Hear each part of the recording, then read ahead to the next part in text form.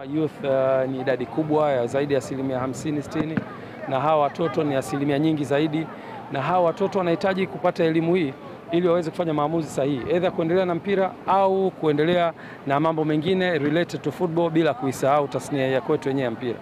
Kwa hiyo tumeanza kituo hiki, thamani yake nafikiri imetangazwa. Mtoto atakayetumikia center hii atalipa shilingi 400,000 kwa mwezi, lakini kutakuwa kuna initial payment kwa ajili ya kupata vifaa. Kama mmeona hapa watoto wote, kuna watoto wamevaa green, utaiona full, kuna watoto wamevaa jezi za njano kwa ukamilifu wake, kuna watoto wamevaa jezi nyeusi. Kwa hiyo mtoto mmoja atapata seti zote 3, na seti hizo zitamfanyia aendelee kutumikia, kufanya mazoezi kwenye timu na kufanya training na kucheza pia mechi za kirafiki. Naimalizia hapo kwenye swala la bei. Ukiishia hapo tumeshaanza kufanya registration ya wazazi, na vituo vitakuwa zaidi ya hiki. Kwa hiyo kuna baadhi ya vituo vitakuwa na bei ya chini zaidi. Kuna study ambayo ilifanywa na Harvard University na inatumika pia, nimeona same model wanaitumia Aga Khan Hospital. Wana hospitali zao ambazo ukienda kama Upanga pale Aga Khan kuna bei yake ambayo iko premium kidogo, lakini wamefungua branch Masaki ambayo bei yake iko ya juu kidogo kulingana na mahitaji na wanasema economical stability ya ile eneo. Lakini hao Aga Khan wana branch maeneo mengine kama Tandale, maeneo kama Tandika. Ukienda kule bei zake zinakuwa chini kidogo kulingana na maisha ya watu wa huko. Kwa hiyo pia Yanga Soccer School itakwenda na huo mfumo.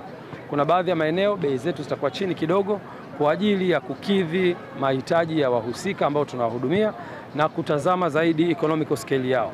Na maeneo ya juu bei yao itakuwa juu. Na wote mnajua Upanga kidogo maisha yake sio ya chini wala sio ya chini sana. Kwa hiyo ni watu kuanzia middle class na kwenda juu.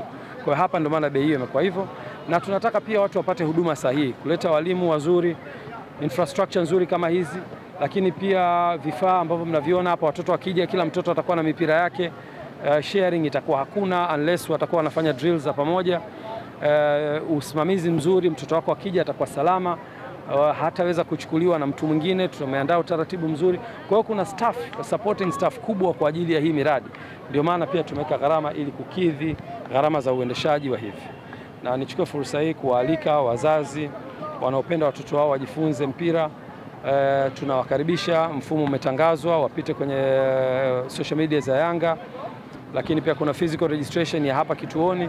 Ukija hapa unaweza kusajiliwa, ukalipa ada, mtoto wako akapewa vifaa, immediately anaanza. Na hii sasa hivi tumeshaanza, tunatarajia kutokana na usajili tutafungua pia vituo vingi zaidi. Niwashukuru.